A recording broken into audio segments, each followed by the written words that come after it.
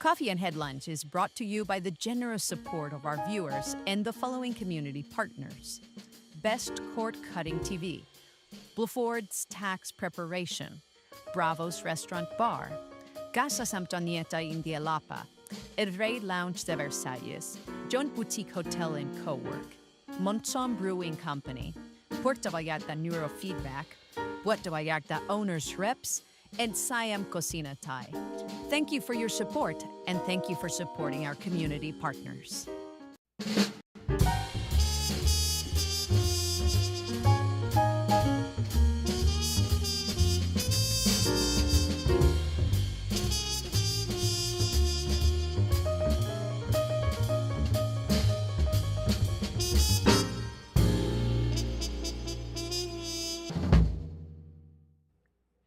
Good morning, everyone. Welcome back to Coffee and Headlines. It is a pleasure to be here with you on this morning. It is Monday, August 11.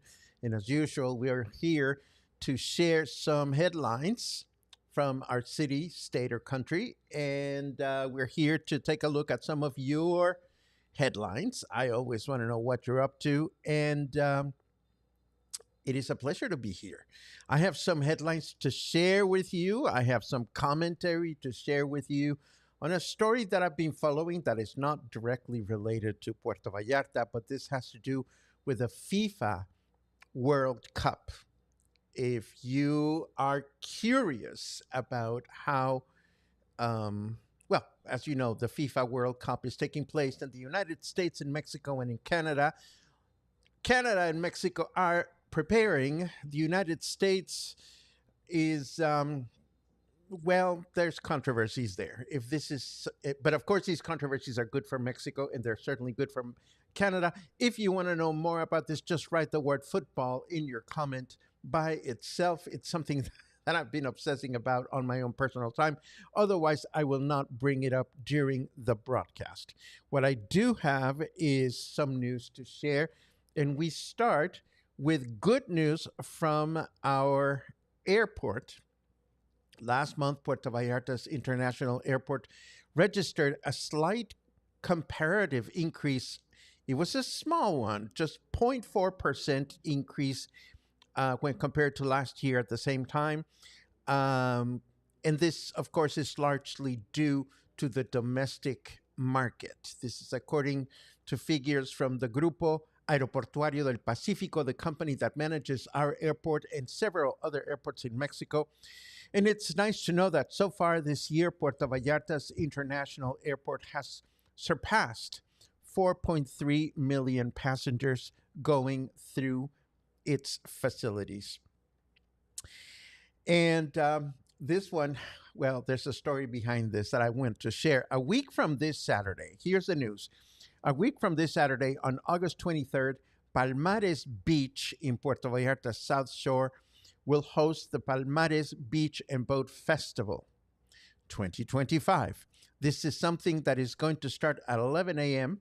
and will end at midnight, and the event features a number of local DJs that will be spinning music all day long. And of course, there's a little eatery there, so the event is being organized by Puerto Vallarta's municipal government. I was getting ready to get all snarky about this one because of the way the newspaper spelled it. They spelled it as Festival Palmarés Beach and Boat 2025. And of course, I cringed a little bit. Here's a little bit of cultural context. Some people think it's cool to add accents to words where they don't belong. I am old-fashioned that way. My bad. Just shoot me. But, you know, palmarés is a word that doesn't exist. And of course, I figured, well, this can't be right. It's got to be a typo. So I went looking for a Facebook page or somewhere that had more information about this. And I found what looks to be the official flyer poster image, and they put an apostrophe between pal and mares. Now, pal is a vernacular contraction of the phrase para el, which means for the. So, in a very cryptic way, this is the festival for the seas, which actually means absolutely nothing. All I can say is pay no attention to my obsession on spelling issues and just know that a week from Saturday, there's going to be a dozen or more DJs spinning at this very popular beach in the South Shore. If you want to go check it out, go for it. I think it's going to be free. I'm not sure, but we'll see more information on this one as we move forward. Now, this caught my attention because it deserves a little context since I was just there. The mayor of Talpa de Allende, Patricia Sanchez Moro, indicated that there is a lack of hotel and road infrastructure to reach this religious tourism destination located 2.5 hours from Puerto Vallarta and comprised of a corridor of 3 pueblos mágicos that include San Sebastián del Oeste and Mascota. So, what does this mean? Well, of course, the government is presently fixing the Highway 544, to get there, which is lovely. And Talpa de Allende is, of course, a pueblo mágico. Talpa de Allende, according to the mayor, has 1,386 hotel rooms, as well as accommodations on digital platforms, which is not shabby for a small town. But here is the thing, and this is more of a lifestyle issue. I'm becoming increasingly enchanted by Talpa de Allende, just as an FYI. But here is the challenge with accommodations in Talpa. Talpa, as you know, is a religious destination. So a lot of people that come to Talpa don't come to Talpa for a vacation. They come to Talpa to go and participate in religious activities at the church. So a vast majority of the accommodations in Talpa are very basic. It's just a room with a bed or 2 or 3 or 4 and a bathroom. So if you're traveling solo, if you're just spending one night, if you're traveling with a spouse or something, it's no big deal. But a lot of these accommodations are in hotels that even lack common areas. So if you're traveling with your family and if you want to have a place to sit down, you either have to sit at the main plaza or you have to sit at a restaurant where you may or may not be prepared to pay for the meal for your family.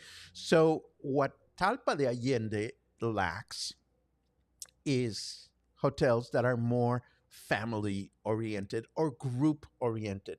Why do I bring this to your attention? Well, because I've talked about Talpa recently, and it is a beautiful, beautiful town to explore. But the challenge is if you're traveling with a group, it's not easy to find a place that includes hangout places or hangout areas. So hopefully this will change in the future. In the meantime, as I mentioned to my list of those of you that have contributed or that are members of Coffee and Headlines, we found this amazing Airbnb in the heart of Talpa, 3 bedrooms. It was perfect for 4 of us. It would be perfect for as many as 6 or 8 people traveling together. So there are opportunities like that. So I just thought I would mention this to you and provide some context as to what it takes to find comfortable lodging in this tiny little town. Now, before we get into the second half, I want to show you what cultural plagiarism looks like. Check out these beautiful sandals. These sandals are a collaboration between a designer by Willie Chavarria and the Adidas brand of sportswear. But there's a problem. The National National Institute of Indigenous People in Mexico condemned and rejected the cultural misappropriation committed by Adidas and designer Will Chavarria with what they call the Oaxaca slip-on footwear model, because it promotes these traditional sandals, which are allegedly inspired by elements of that constitute part of the cultural heritage of various Zapotec indigenous communities in the Sierra Juarez in Oaxaca, in Mexico. It's not the first time that international designers um, inspire themselves in protected Mexican designs. And who is this designer? Well, Willie Chavarria is an American fashion designer born in California. He is the founder and chief creative officer of his own label and previously served as the senior vice president of design at Calvin Klein until 2024. And now he is in deep doo doo, and rightly so. So we give him a tomala. Would I love to have those sandals? Of course I would. But would I want to pay the astronomical prices that those sandals probably have in the hands of Adidas or a fashion brand? Definitely not. And this has the indigenous tribes of Oaxaca pretty pissed. And speaking of pretty pissed, let's take a look at our weather forecast. Not much rain lately, what can I tell you? And snarky weather says, in the long annals of history, no child has ever spoken the words, when I grow up, I want to be a TB weatherman. Well, I'm not so sure about that. I'm sure there have to be some kids out there that have wanted to do this, but that's neither here nor there. It is 30 degrees out there right now. Humidity is at 67%. And our weather forecast says today we can expect partly cloudy skies in the morning with thunderstorms in the afternoon, a chance of rain of only 34%, a high of 33 and a low of 25. Then tomorrow, Tuesday, we can expect light rain with scattered thunderstorms throughout the day. How funny. Tomorrow's forecast says light rain, but the chance of rain is 64%, which is way higher than today's. Whatever. Our high temperature tomorrow is expected to be 32, and the low one is expected to be 25. And then on Wednesday, rain in the morning with thunderstorms in the afternoon, a chance of rain of 83%, a high of 31, and a low of 25. And this is what we have ready for the first block. Let me take a quick look at your comments. Football. Okay, cool. I will talk about this in a second.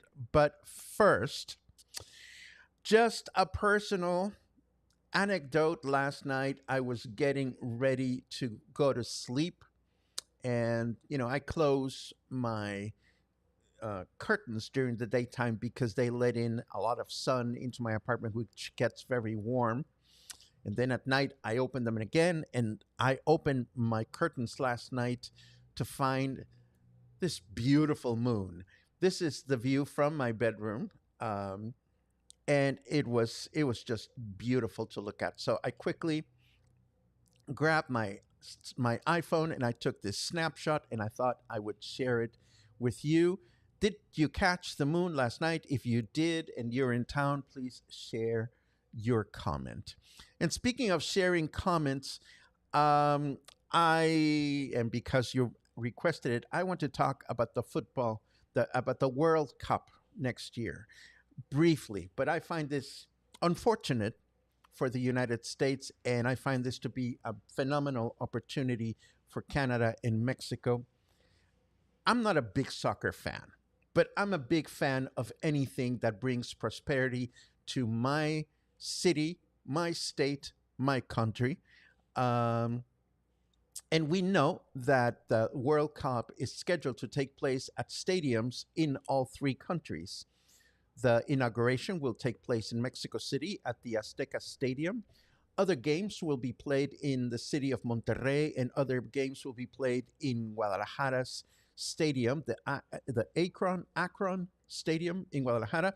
And we've been reporting of all kinds of improvements, all kinds of forward planning that Mexico is putting into place to make sure that this event, which is one of the most popular sports events in the world, shows and showcases Mexico in the best light possible.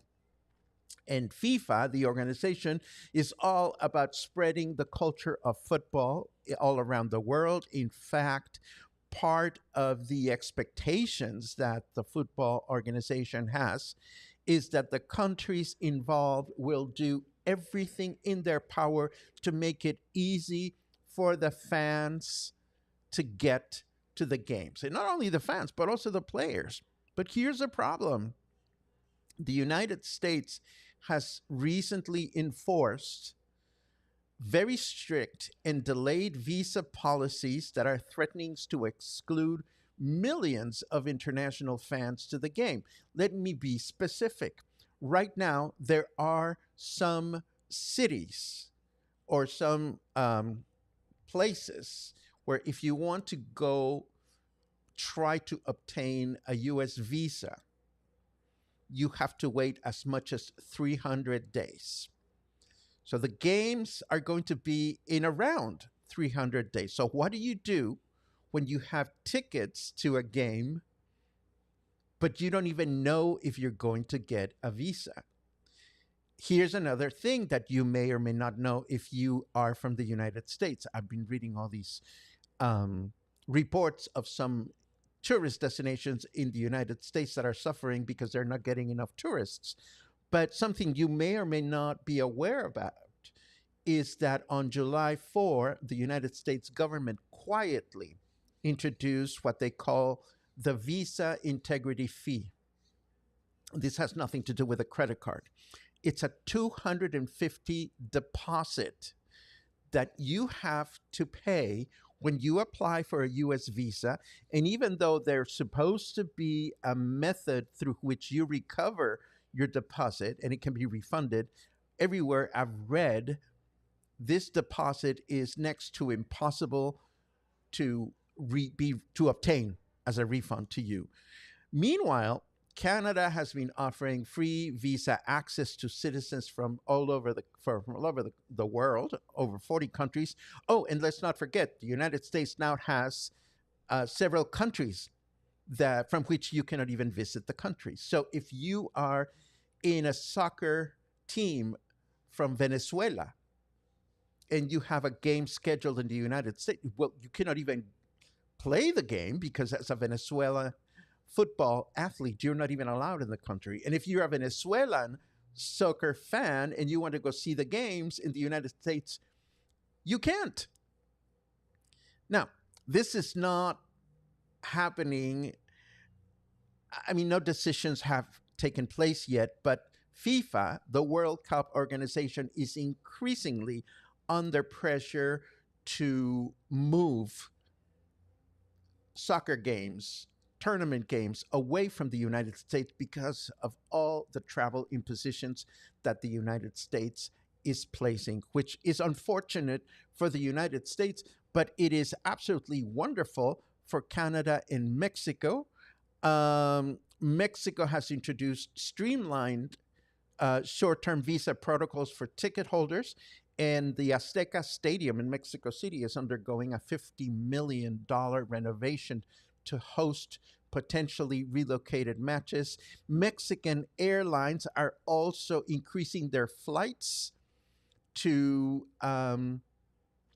cities where the games might be displayed. So again, it is unfortunate that this is happening, or this could be happening in the United States, but it is also fortunate for Mexico and for Canada, which are two countries that are very welcoming. And even if there are no changes in the current lineup of where the games are going to take place, Mexico and Canada are likely to benefit enormously from tourists coming to enjoy the games.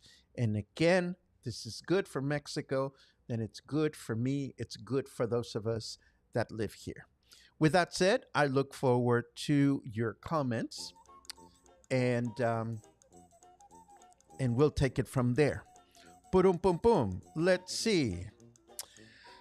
Good mornings all around, which is absolutely wonderful. And I've delivered my commentary on football. Purum pum pum pum purum. Karen says, I have been gone for 2 weeks, but seems like forever since I have been able to catch a live. It is a pleasure to see you, Karen. Tim Bufford, our favorite Canadian tax doctor, is watching. It's great to see you, Tim. I always rely on accent marks, says Betsy. You know, it's a weird thing. There is, in fact, a vet office on Medina Ascencio. It may still be there. I don't even know if it's still there. But the word for pets, the plural, pets in Spanish is mascotas. A singular would be mascota. A plural is mascotas. So there is this there's this vet whose business is mascotas with an apostrophe after the S, as if it was an English apostrophe, and I never understood why, but that's just me. I'm a language purist. What can I say? Boom, boom, boom. Oh, Mary's on my side. Thank you very much for that. And this makes me so very happy, Barbara. You know, I've been talking with Lars, and we've been thinking about going to the eatery. Lars has been at that little restaurant. I haven't. I may just take a bus one of these days and just like go perch myself at that restaurant to check it out. So this looks absolutely fun. And we have a new person. Everybody, please say hello to Ali Raymond. Love your channel. I hope to run into you in the near future, probably at one of the local events. Well, Ali, I am always at the Joint Boutique Hotel on Wednesdays to record my spotlight interviews, and every other Thursday, for the most part, I am also at the Joint for my music appreciation presentations.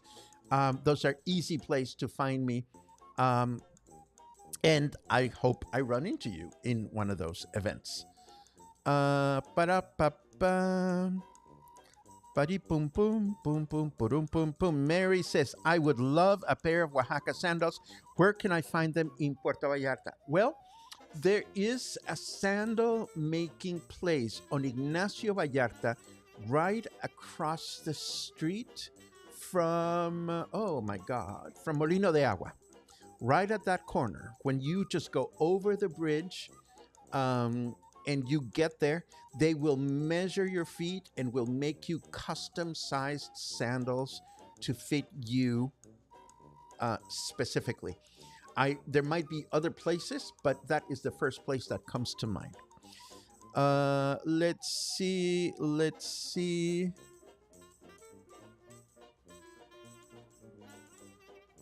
Okay, Paco, let's go see a football game in Monterrey and hit Colorina 433 Club. Wubba wubba. Okay. Sure, why not?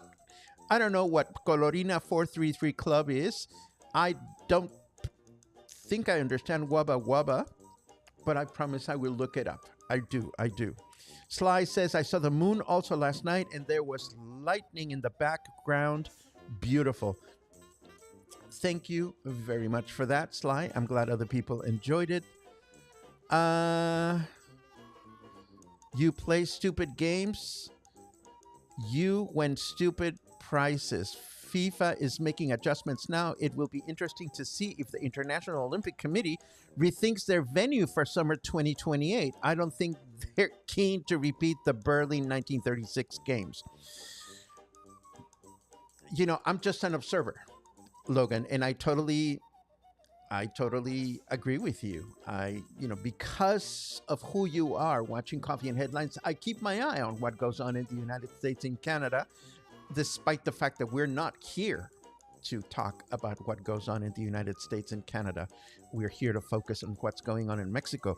But when something like this affects all three countries, it's interesting and unfortunate, as I said before. Fortunate for Mexico, not so fortunate for the United States. John says, trust me, you're not missing anything in USA. I'm watching games in Canada and Mexico. And this comment, Mary, which is an unfortunate comment for the United States, is the kind of pressure that the World Cup is now facing from fans, from soccer teams, and particularly because part of the motto or mantra or philosophy of the FIFA games is to make football accessible to participating countries. So what do you do when you are from Iran or India or Venezuela, who are facing huge hurdles to get into the United States right now? Okay. Now John clarifies. My plans are to travel to Monterrey, Mexico, see a football game, and then hit the clubs and find me a chacal. Well, good for you, John. I hope you're successful in your hunt. Let's see what else we have. When is the next music appreciation event? What a great question. My next event, let me put it up on the screen because I do have it ready to go. It's going to be, wait, where is it? Is it on the screen? No, it's not on the screen. There it is. Strings of Light, the musical journey of Pat Metheny, takes place on August 21st. So not this Thursday, a week from this Thursday. Why are we discussing Pat Metheny? Well, I'll be honest with you. I'm going to go see him in Guadalajara with dear friends in September. And I figured what a great opportunity to get myself and others excited about seeing Pat Metheny live in Guadalajara than offering a retrospective on his music. For people that don't know, Pat Metheny is one of the most renowned jazz guitarists of our times, and he has dabbled in all kinds of fascinating things. So that is the longish answer to your question, Tammy. I hope to see you there, August 21st.